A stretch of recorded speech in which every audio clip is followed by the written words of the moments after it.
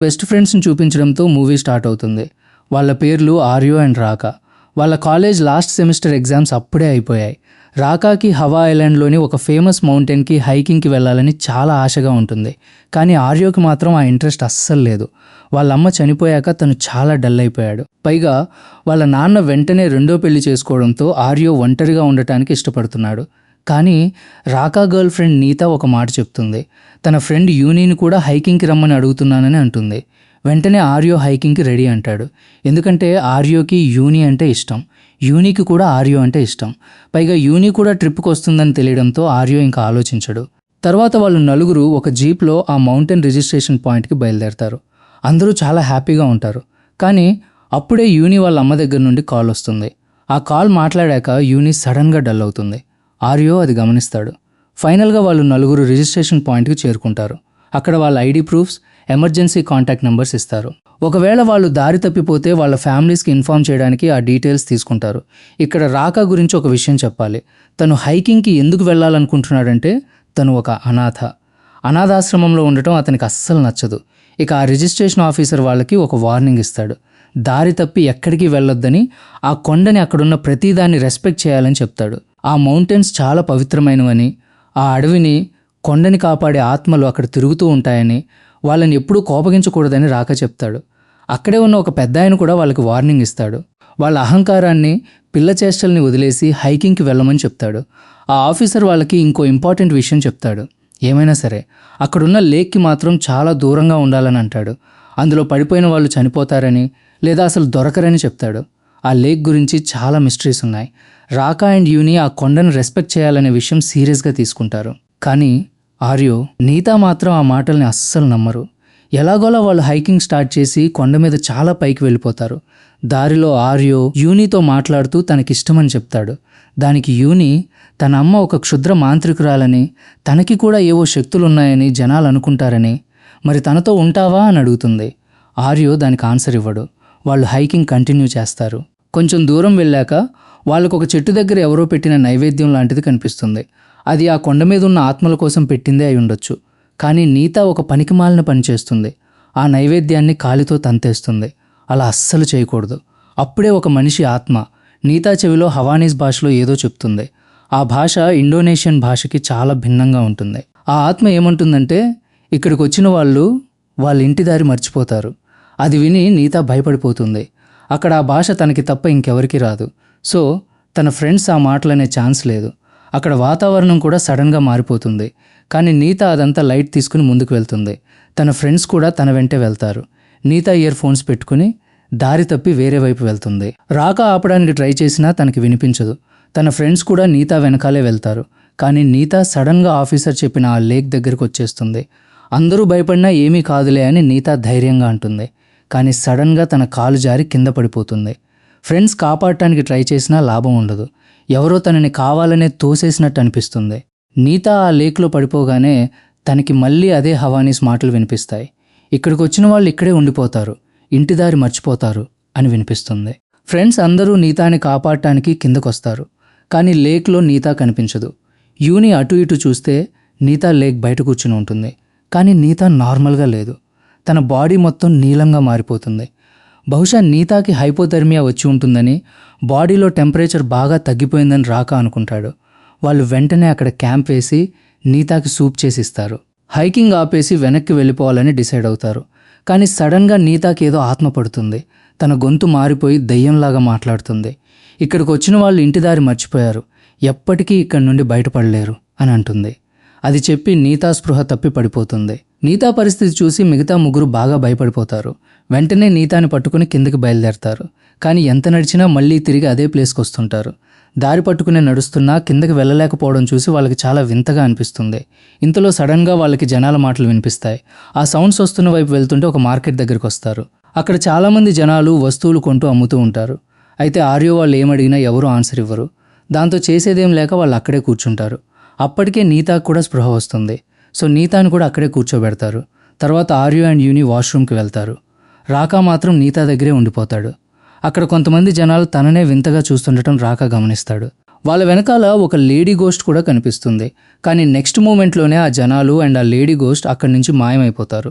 దాంతో బాగా అలసిపోవడం వల్లే తనకు అలా హెల్యూసినేషన్ అవుతుందని రాకా అనుకుంటాడు. మరోవైపు ఆర్యో అండ్ యూనికి వాష్రూమ్ బయట నీతా కనిపిస్తుంది. నీతా బిహేవియర్ చాలా తేడాగా ఉంటుంది. వీళ్ళిద్దరిని చూడగానే నీతా వెంటనే వాష్రూమ్లోకి వెళ్ళిపోతుంది. దాంతో ఆర్యో అండ్ యూని కూడా నీతా వెనకాలే లోపలికి వెళ్తారు. అక్కడ తన పక్కనున్న వాష్రూమ్లో ఒక లేడీ గోస్ట్ ఉండటం చూసి ఆర్యో షాక్ అవుతాడు. వెంటనే ఈ విషయం యూనికి చెప్తాడు. ఇంతలో సడన్గా వాష్రూమ్ లోపల నుంచి చాలా బ్లడ్ బయటకు రావడం వాళ్ళకి కనిపిస్తుంది. లోపల నీతాకి దయ్యం పట్టి తన ప్రైవేట్ పార్ట్ నుంచి వస్తున్న బ్లడ్ని తాగుతూ ఉంటుంది. ఆ సీన్ చూసి యూనికి మైండ్ బ్లాక్ అవుతుంది. అప్పుడు ఆర్యో ఫాస్ట్గా ఆ డోర్ తీస్తాడు. కానీ లోపల ఎవరూ ఉండరు. దాంతో వాళ్ళిద్దరూ భయపడుతూ వెంటనే రాకా దగ్గరికి వస్తారు. తీరా చూస్తే నీత అక్కడే కూర్చుని ఉంటుంది. కాకపోతే మళ్ళీ స్పృహ తప్పి పడిపోయి ఉంటుంది. దీన్ని బట్టి వాష్రూమ్లో వాళ్ళకి కనిపించింది నీతా కాదని, ఎవరో నీతా రూపంలో వచ్చారని వాళ్ళకి అర్థమవుతుంది. ఇంతలో ఆ మార్కెట్లో ఉన్న ఒక షాపోడు తప్ప మిగతా జనాలంతా సడన్గా మాయమైపోతారు. ఆ షాపోడు కూడా నార్మల్గా ఉండడు. వాడి సగం ఫేస్ పూర్తిగా కుళ్ళిపోయి ఉంటుంది. అది చూసి భయపడిపోయి నీతాని పట్టుకుని అక్కడి నుంచి పరిగెడతారు. అలా బయటకు వచ్చాక వెనక్కి తిరిగి చూస్తే అసలు అక్కడ ఆ మార్కెట్ కూడా ఉండదు. తర్వాత వాళ్ళు మళ్ళీ ఆ కొండదారిలో నడవడం స్టార్ట్ చేస్తారు. దారిలో ఆర్యోకి ఒక దెయ్యం కనిపిస్తుంది. ఆర్యో అండ్ తన ఫ్రెండ్స్ ఎప్పటికీ అక్కడే ఉండిపోతారని, వాళ్ళు ఇక్కడి నుంచి అస్సలు బయటపడలేరని, ఖచ్చితంగా నీతాని బలి తీసుకుంటానని చెప్పి ఆ దెయ్యం అక్కడి నుంచి మాయమవుతుంది. ఆ వెంటనే వీళ్ళ ముగ్గురు ముందు చాలామంది గోస్ట్స్ కనిపిస్తాయి. వాళ్ళంతా కలిసి ఏదో షో చేస్తున్నట్టుగా అనిపిస్తుంది. సడన్గా ఆ గోస్ట్స్ అన్నీ వీళ్ళ వైపే కోపంగా చూస్తుంటాయి. ఇంతలో చాలా గట్టిగా గాలి వీస్తుంది. ఆ గాలి ఆగిపోగానే ఆ గోస్ట్స్ అన్నీ మాయమైపోతాయి. ఈ సీన్స్ అన్నీ చూసి వాళ్ళ ముగ్గురికి విపరీతంగా భయం వేస్తుంది. దాంతో ఎంత త్వరగా వీలైతే అంత త్వరగా కొండ కిందకి వెళ్ళిపోవాలని ఆ దారిలో ఫాస్ట్గా నడుస్తుంటారు. అలా నడుస్తుండగానే రాత్రి అయిపోతుంది. అయినా వాళ్ళు కిందకి చేరుకోలేరు. ఒకే ప్లేస్లో రౌండ్గా తిరుగుతున్నట్టు వాళ్ళకి అనిపిస్తుంది. అలా తిరిగి తిరిగి వాళ్ళు పూర్తిగా అలసిపోతారు. దాంతో నీతాని కింద పడుకోబెట్టి వాళ్ళు కూడా అక్కడే రెస్ట్ తీసుకుంటుంటారు. అప్పుడే సడన్గా వాళ్ళ ముందుకు 2 కుక్కలు వస్తాయి. వాటి కళ్ళు ఎర్రగా భయపెట్టేలా ఉంటాయి. ఇంతలో ఆ కుక్కల ఓనర్ అక్కడికి వస్తాడు. తన పేరు సురోప్ అని చెప్తాడు. ఆ ప్లేస్ చాలా డేంజర్ అని, వాళ్ళు నలుగురు అక్కడ ఉండకూడదని, కిందకి వెళ్ళే దారి కూడా చెప్తానని, వాళ్ళందరినీ సేఫ్గా ఆ దారి వరకు తీసుకువెళ్తానని సురోప్ వాళ్ళకి చెప్తాడు. కానీ సడన్గా నీతాకి మెలకు వస్తుంది. అప్పటికే నీతా బాడీలో ఏదో ఆత్మ దూరి ఉంటుంది. నీతా కళ్ళు మొత్తం తెల్లగా మారిపోతాయి. పైకి లేచి కూర్చుని గట్టిగా నవ్వుతూ గాల్లో తేలుతూ ఉంటుంది. మళ్ళీ మునుపటిలాగే ఇక్కడికి వచ్చిన వాళ్ళు ఇక్కడే ఉండిపోతారని, ఇంటిదారి మర్చిపోతారని చెప్తూ ఉంటుంది. అప్పుడు సురోప్ ఏదో మంత్రం చదువుతాడు. దాంతో నీతా గాల్లోంచి కింద పడిపోయి స్పృహ కోల్పోతుంది. ఆ తర్వాత సురోప్ అసలు విషయం చెప్తాడు. నీతాకి మౌంటైన్ డెయిటీ అంటే ఆ కొండకి సంబంధించిన దేవుడు లేదా పవర్ఫుల్ ఆత్మ పట్టిందని, ఇందాక దారిలో ఆర్యోకి కనిపించి నీతాని బలి తీసుకుంటానని చెప్పింది కూడా ఆ మౌంటైన్ డెయిటీనే అని సురోప్ కన్ఫర్మ్ చేస్తాడు. ప్రస్తుతానికి ఆ మౌంటైన్ డెయిటీ కంట్రోల్ నుంచి నీతాని బయటపడేశానని, కానీ ఆ ఆత్మ నీతాని పూర్తిగా వదిలిపెట్టలేదని అంటాడు. అందుకే వాళ్ళందరినీ తన ఇంటికి వెళ్దామని, అదే అందరికీ సేఫ్ అని, అక్కడ నీతా కోసం ఒక రిచువల్ చేయాల్సి ఉంటుందని సురోప్ వాళ్ళకి చెప్తాడు. తర్వాత వాళ్ళు సురోప్ ఇంటికి బయలుదేరతారు. దారిలో సురోప్ వాళ్ళకి చాలా విషయాలు వివరిస్తాడు. ఆ సీక్రెట్ లేక్లో పడిపోవడం వల్లే నీతాని ఆ మౌంటైన్ డెయిటీ పట్టుకుని ఉంటుందని, అయితే నీతాని ఆ లేక్ దగ్గరికి ఏదైనా చెడ్డ ఆత్మ తీసుకువెళ్ళి ఉంటుందని అంటాడు. నీతా ఈ కొండని కానీ అడవిని కానీ ఏమైనా తప్పుగా ట్రీట్ చేయడం వల్లే ఆ ఆత్మ నీతాకి ఈ పనిష్మెంట్ ఇచ్చి ఉంటుందని, ఆ లేక్లో పడిన వాళ్ళ ఆత్మల్ని ఆ మౌంటైన్ డెయిటీ మెల్లగా లాగేసుకుంటుందని కూడా సురోప్ వాళ్ళకి చెప్తాడు. నీతా అక్కడ దేవుడికి పెట్టిన నైవేద్యాన్ని కాలితో తన్నిన విషయం అప్పుడు వాళ్ళకి గుర్తొస్తుంది. 100 ఏళ్ల క్రితం ఆ లేక్లో మనుషుల్ని వేసి బలిచ్చేవారని, అలా లేక్లో పడిన మనుషుల ఆత్మలని ఆ మౌంటైన్ డెయిటీ తీసుకునేవాడని, దానికి బదులుగా ఆ కొండ మీద ఉండే జనాలందరికీ ప్రొటెక్షన్ ఇచ్చేవాడని సురోప్ వాళ్ళకి చెప్తాడు. కానీ ఇప్పుడు ఆ కొండ మీద ఎవరూ నివసించడం లేదని, ఆ చెడ్డ ఆత్మలే మనుషుల్ని బలిస్తున్నాయో లేక పనిష్మెంట్ ఇస్తున్నాయో ఎవరికీ తెలియదని అంటాడు. సో ఆ లేక్లో ఎవరైనా పడిపోగానే తనకు ఒక బలి దొరికిందని ఆ మౌంటైన్ డెయిటీ ఫీల్ అవుతుందని వివరిస్తాడు. తర్వాత సురోప్ వాళ్ళకి ఇంకో షాకింగ్ నిజం చెప్తాడు. వాళ్ళు నలుగురు ఇప్పుడు డెడ్ రెల్మ్ అంటే చనిపోయిన వాళ్ళ లోకంలోకి వచ్చేశారని, వాళ్ళు చూసిన గోస్ట్స్ అన్నీ ఆ కొండ మీద తిరిగే వెంజ్ఫుల్ స్పిరిట్స్ అని అంటాడు. ఆ చెడ్డ ఆత్మలు ఈ 2 లోకాల్లో తిరగగలవని, వాళ్ళు ఊరికే ఎవరిని ఇబ్బంది పెట్టరని కూడా సురోప్ వాళ్ళకి వివరిస్తాడు. కానీ ఇప్పుడు ఆర్యో వాళ్ళు బతికి ఉండి కూడా ఆత్మల లోకంలో ఉన్నారని, అందుకే వాళ్ళని చంపడానికి ఆ ఆత్మలు ట్రై చేస్తాయని అంటాడు. ఆ ఆత్మలన్నీ దసున్మహిత్ అనే ఊర్లో ఉంటాయని, అంటే జబ్బు పడిన వాళ్ళ ఊరు అని సురోప్ చెప్తాడు. అది చనిపోయిన వాళ్ళ ఊరు కావడంతో ఆ ఆత్మలన్నీ నిద్రలేవక ముందే అందరూ తన ఇంటికి చేరుకోవాలని కంగారు పెడతాడు. ఆ తర్వాత వాళ్ళంతా కలిసి సురోప్ ఇంటికి చేరుకుంటారు. సురోప్ వాళ్ళకి అక్కడ వెలుగుతున్న అగరబత్తిని చూపిస్తాడు. ఆ అగరబత్తి వెలుగుతున్నంతసేపు చనిపోయిన వాళ్ళెవరూ లోపలికి రాలేరని చెప్తాడు. తర్వాత వాళ్ళకి తన కూతురు అమారిని పరిచయం చేస్తాడు.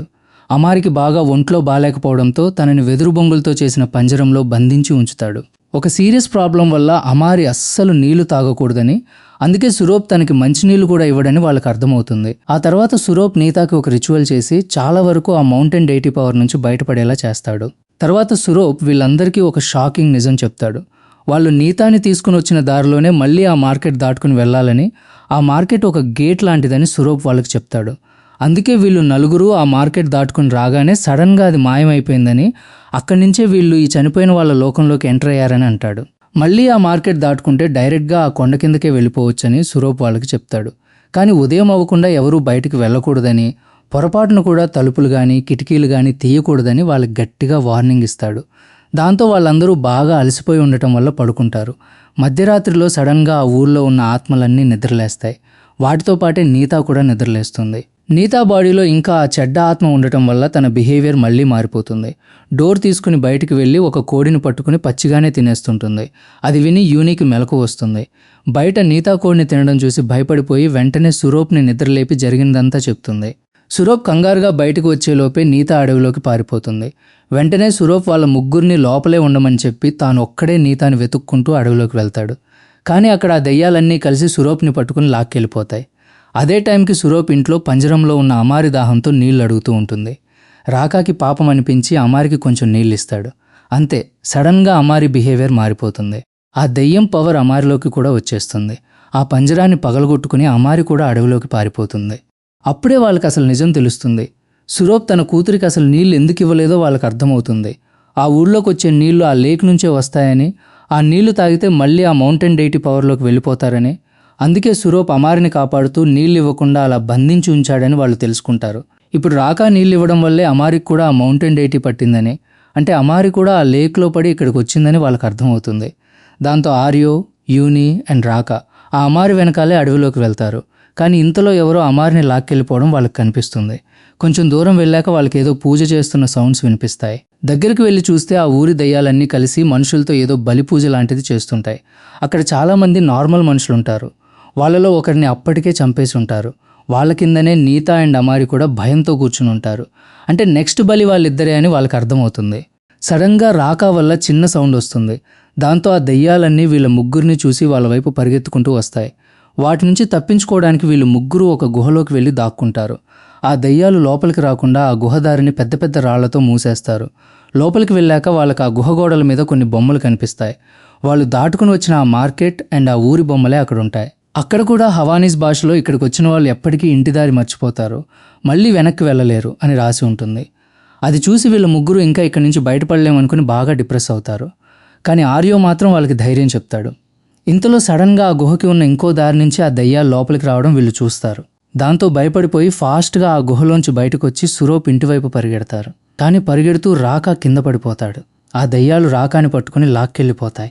ఆర్యో అండ్ యూని సురోప్ ఇంటికి చేరుకుంటారు. కానీ అక్కడ వెలుగుతున్న అగరబత్తి పూర్తిగా కాలిపోయి ఉంటుంది. దాంతో యూని కంగారుగా ఇంకో అగరబత్తి కోసం వెతుకుతుంటుంది. ఇంతలో ఆ దయ్యాలు అక్కడికి వస్తాయి. వాటి నుంచి తప్పించుకోవడానికి ఆర్యో అండ్ యూని ఒక చోట దాక్కుంటారు. కొద్దిసేపటికి ఆ దయ్యాలు అక్కడి నుంచి వెళ్ళిపోతాయి. వాళ్ళు వెళ్ళిపోయారు కదా అని ఆర్యో అండ్ యూని అక్కడి నుంచి పారిపోవడానికి ట్రై చేస్తారు. కానీ ఆ దయ్యాలు నిజంగా వెళ్ళిపోవు. సడన్గా వెనక్కి వచ్చి ఆర్యో అండ్ యూనిని పట్టుకుంటాయి. వీళ్ళు ఆ దయ్యాలతో ఎంత ఫైట్ చేసినా వేస్ట్ అవుతుంది. ఆ దయ్యాలు వీళ్ళిద్దరినీ లాక్కెళ్ళిపోతాయి. ఆర్యో అండ్ యూనిని తీసుకెళ్లిన చోట రాకా అండ్ సురోప్ని కూడా కట్టేసి ఉంచుతారు. అప్పుడే వాళ్ళకి సురోప్ గురించి ఒక షాకింగ్ నిజం తెలుస్తుంది. ఆ ఊళ్ళో ఉన్న దయ్యాలందరిలాగే సురోప్ కూడా ఒక దయ్యమే అని అర్థమవుతుంది. కాకపోతే సురోప్ తనలో ఉన్న మనిషి లక్షణాలని పూర్తిగా కోల్పోలేదని, అందుకే తను పూర్తిగా దయ్యంలాగా మారలేదని వాళ్ళు తెలుసుకుంటారు. అప్పుడు సురోప్ వాళ్ళకి అసలు నిజం చెప్తాడు. అక్కడున్న నార్మల్ మనుషులందరినీ ఆ మౌంటైన్ డైటీకి బలివ్వడానికే పట్టుకొచ్చారని, ఆ లేక్లో పడిపోయిన వాళ్ళందరినీ ఈ దయ్యాలే ఆ మౌంటైన్ డైటీకి బలిస్తాయని సురోప్ వివరిస్తాడు. ఒకవేళ ప్రతి ఏడాది ఇలా 21 మనుషుల్ని బలివ్వకపోతే ఆ మౌంటైన్ డైటీ ఆ ఊరిని ఇంకా ఈ దయ్యాల లోకాన్ని పూర్తిగా నాశనం చేసేస్తుందని అంటాడు. అలాగే 1 సంవత్సరం క్రితం తను కూడా ఆ లేక్లో పడిపోయానని సురోప్ వాళ్ళకి చెప్తాడు. అలా పడిపోగానే ఆ మౌంటైన్ డైటీ పవర్ సురోప్లోకి వచ్చేసిందని, ఎవరి ఆత్మ అయితే వీక్గా ఉంటుందో వాళ్ళే ఫాస్ట్గా ఇలా దయ్యంలాగా మారిపోతారని, అందుకే తను కూడా ఆ ఊరి దయ్యాల్లో ఒకరిలా మారిపోయానని సురోప్ వివరిస్తాడు. కానీ తను అలా ఇరుక్కుపోయిన కొద్ది రోజులకే తన కూతురు అమారి తనని వెతుక్కుంటూ అక్కడికి వచ్చిందని, తనలాగే అమారి కూడా ఆ లేక్లో పడిపోయి ఈ లోకంలో ఇరుక్కుపోయిందని అంటాడు. అప్పుడు అమారిని కూడా ఆ దయ్యాలు బలి ఇవ్వడానికి ట్రై చేశాయని, కానీ సురోప్ తన కూతుర్ని ఆ దయ్యాల నుంచి దాచిపెట్టి ఇంట్లోనే బంధించి ఉంచాడని, తాను కూడా ఒక నార్మల్ దయ్యంలాగా యాక్ట్ చేస్తూ అమారిని కాపాడుకుంటూ వస్తున్నానని చెప్తాడు. కానీ అమారి ఆత్మ వీక్గా ఉండటం వల్ల తను కూడా మెల్లగా దయ్యంలాగా మారిపోతోందని, అందుకే తన చుట్టూ ఒక ప్రొటెక్షన్ మ్యాజిక్ వేసి కాపాడుతున్నానని సురోప్ అంటాడు. ఇప్పుడు అమారి 20వ బలి అని, నీతా 21వ బలి అని సురోప్ చెప్తాడు. ఎలాగోలా ఆర్యో తన కట్లను విప్పుకోవడానికి ట్రై చేస్తుంటాడు. అప్పుడు రాక తనకి అమ్మా నాన్న లేకపోయినా ఆర్యో లాంటి ఒక తమ్ముడున్నాడని, వాడు తనని ఖచ్చితంగా కాపాడతాడని ఆర్యోకి ధైర్యం చెప్తాడు. ఇంతలో ఆర్యో తన కట్లు విప్పుకుని మిగతా వాళ్ళని కూడా ఫ్రీ చేస్తాడు. ఆ దయ్యాల దృష్టి మళ్లించి నీతా అండ్ అమార్లని కాపాడి తెల్లవారే లోపు అక్కడి నుంచి తప్పించుకోవాలని వాళ్ళు ప్లాన్ చేసుకుంటారు. అందుకే రాక తన ప్రాణాలని రిస్క్ చేసి ఆ దయ్యాలని తన వైపు లాక్కుంటాడు. దాంతో ఆ ఊరి దయ్యాలన్నీ రాక వెనకాలే పరిగెడతాయి. ఆ గ్యాప్లో ఆర్యో అండ్ యూని వెళ్ళి నీతా అండ్ అమార్లని ఫ్రీ చేస్తారు. అప్పుడే సురోప్ వాళ్ళిద్దరినీ ఆ మౌంటైన్ డెయిటీ కంట్రోల్ నుంచి పూర్తిగా బయటపడేస్తాడు. వెంటనే వాళ్ళంతా అక్కడి నుంచి పారిపోవడానికి ట్రై చేస్తారు. మరోవైపు ఆ దయ్యాలన్నీ రాకాని చుట్టుముడతాయి. రాకా వాటన్నిటితో గట్టిగా ఫైట్ చేస్తుంటాడు. కానీ సడన్గా ఒక దయ్యం తన చేతిని రాకా గుండెల్లోకి దించి చంపేస్తుంది. అలా రాకా వాళ్ళ చేతిలో బలి అయిపోతాడు. ఇంతలో మిగతా దయ్యాలు ఆర్యో వాళ్ళని వెంబడించి ఆర్యో, యూని అండ్ సురోప్లని చుట్టుముడతాయి. అప్పుడే రాకా డెడ్ బాడీని పట్టుకుని మిగతా దయ్యాలు కూడా అక్కడికి వస్తాయి. వాటితో పాటు ఆ మౌంటైన్ డెయిటీ కూడా అక్కడికి వస్తుంది. రాకా 20వ బలి అని. ఇప్పుడు నీతా లేదా అమార్లలో ఎవరో ఒకరిని ఖచ్చితంగా బలి ఇవ్వాలని ఆ మౌంటైన్ డెయిటీ సురోప్తో అంటుంది. దానికి సురోప్ తనని 21వ బలిగా తీసుకుని ఆర్యో, యూని, నీతా అండ్ అమారిల్ని వదిలేయమని అడుగుతాడు. సురోప్లో ఇంకా మనిషి లక్షణాలు ఉండటంతో ఆ మౌంటైన్ డెయిటీ సురోప్ని బలి తీసుకోవడానికి ఒప్పుకుంటుంది. అంటే ఇప్పుడు సురోప్ పూర్తిగా ఆ దయ్యాల్లో ఒకరిలా మారిపోయి తన కూతుర్ని అండ్ తన గతాన్ని మర్చిపోతాడు. తర్వాత సురోప్ నీతా అండ్ అమారిల్ని తీసుకుని అక్కడి నుంచి వెళ్ళిపోమని ఆర్యో అండ్ యూనిల్కి చెప్తాడు. దాంతో వాళ్ళంతా అక్కడి నుంచి బయలుదేరతారు. వెనకాల ఆ దయ్యాలు సురోప్ని పట్టుకుంటాయి. అలా 21 బలులు పూర్తవడంతో ఇంకో సంవత్సరం వరకు ఆ కొండ మీద ఎవరిని బలి తీసుకోరు. నీతాలాగా ఆ కొండని అగౌరవపరిచిన వాళ్ళని మాత్రమే ఆ దయ్యాలు ప్రతి ఏడాది 21 మందిని తీసుకెళ్లి బలిస్తుంటాయి. సురోప్ ఆ లేక్లో పడిపోయినప్పుడు ఆ మౌంటైన్ డెయిటీ పవర్లోకి వెళ్ళినా తన మనిషి లక్షణాలను కోల్పోడు. తనకి మ్యాజిక్ రిచువల్స్ తెలిసి ఉండటంతో ఇన్నాళ్ళు ఆ దయ్యాలకి దొరకకుండా దాక్కుని ఉంటాడు. కానీ ఇప్పుడు తనని తాను బలిచ్చుకోవడంతో తను కూడా పూర్తిగా ఒక దయ్యంలాగా మారిపోతాడు. ఫైనల్గా సురోప్ త్యాగం వల్ల ఆర్యో, యూని, నీతా అండ్ అమారి ఆ మార్కెట్ అంటే ఆ ఇంటర్ డైమెన్షనల్ గేట్ని దాటేస్తారు. అప్పుడు ఆ గేట్ దగ్గర ఉన్న గోస్ట్ తాము ఓడిపోయామని వింతగా నవ్వుతుంటాయి. ఆ గేట్ దాటగానే వాళ్ళు నలుగురు స్పృహ తప్పి పడిపోతారు. మరుసటి రోజు ఉదయానికి వాళ్ళకి మెలకు వచ్చి చూసుకుంటే నార్మల్ మనుషుల లోకంలోకి వచ్చేసి ఉంటారు. కానీ రాకా చనిపోయాడని తెలిసి నీతా చాలా బాధపడుతుంది. అటు అమారి కూడా తన తండ్రిని కాపాడుకోలేకపోయానని సురోప్ని తలుచుకుని ఏడుస్తూ ఉంటుంది. కొద్దిసేపటికి ఒక రెస్క్యూ టీం వచ్చి వాళ్ళందరినీ కాపాడుతుంది. అప్పటికే పిల్లలు తప్పిపోయారని టెన్షన్ పడుతున్న వాళ్ళ పేరెంట్స్ అక్కడికి వస్తారు. పిల్లలు సేఫ్గా ఉండటం చూసి ఆ పేరెంట్స్ అందరూ చాలా రిలీఫ్ అవుతారు. యూని వాళ్ళ అమ్మ ఒక క్షుద్ర మాంత్రికురాలు కావడంతో యూని తనని అంతగా ఇష్టపడేది కాదు. కానీ ఇప్పుడు తన అమ్మ తనని ఎంతగా ప్రేమిస్తుందో యూనికి అర్థమవుతుంది. కట్ చేస్తే కొన్ని వారాల తర్వాత ఆర్యో, యూని అండ్ నీతా మళ్ళీ అదే మౌంటైన్ దగ్గరికి హైకింగ్కి వెళ్తారు. కాకపోతే ఈసారి వాళ్ళు ఎవరిని అగౌరవపరచకుండా చాలా జాగ్రత్తగా ఉంటారు. పైగా సంవత్సరం వరకు అక్కడ ఎలాంటి బలులు జరగవని వాళ్ళు ముందుగానే తెలుసుకుంటారు.